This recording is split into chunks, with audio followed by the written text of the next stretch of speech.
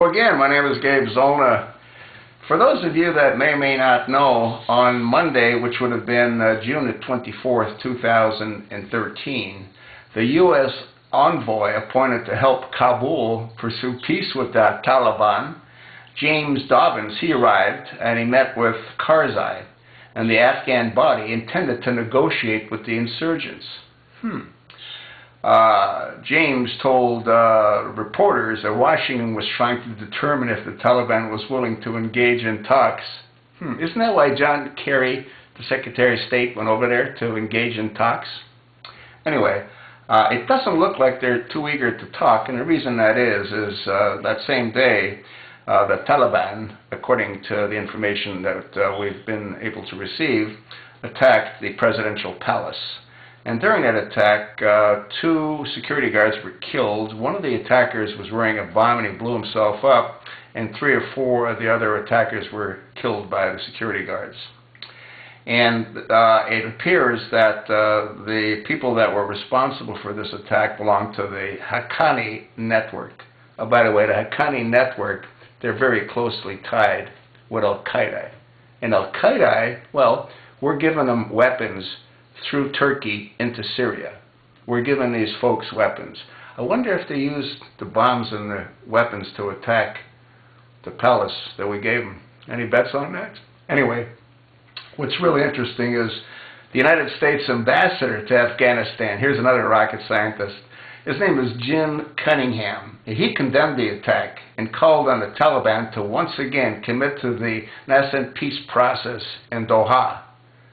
Okay, so now they went ahead and they tried to kill people, they blew themselves up, and now you want to see if they want to continue the peace process. The other thing, too, that's interesting, in southern Afghanistan, a roadside bomb was set off. It killed 8 women, 2 children, and 1 elderly gentleman. Now, that's what we know of. We don't know of any other attacks yet, but I'm sure that we'll hear about them relatively soon. You know what's amazing is that either this administration thinks we're all idiots or they're completely incompetent. And the reason that is they're trying to show that they're going to negotiate a peace process with the Taliban. So when we leave in 2014, our military presence is no longer there. You know, what do you think is going to happen? The place is going to crater. That's what's going to happen. They're doing it right now, right in front of us. All right? You cannot make peace with savages. That's what they are. Now, I'm not saying their way of life is right or wrong. I'm saying that is their way of life. And it's been like that for thousands of years. And it's never going to change. And for this administration to try to pretend that they can negotiate peace, the Taliban is comprised of tribes. They used to be called the Mujahideen when we used to give the Mujahideen weapons, which is how they were able to shoot down the Russian helicopters. And then they use those weapons against us.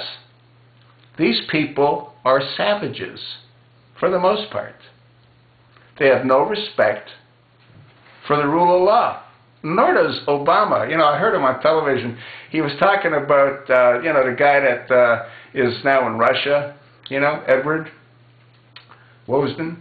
And, you know, he's saying that, you know, he meaning Obama, adheres to the rule of law. Huh? Huh?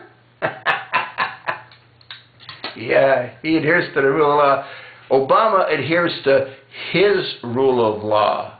And his rule of law is not the same as the American rule of law. Absolutely. They're diametrically opposed. What a joke. He adheres to the rule of law.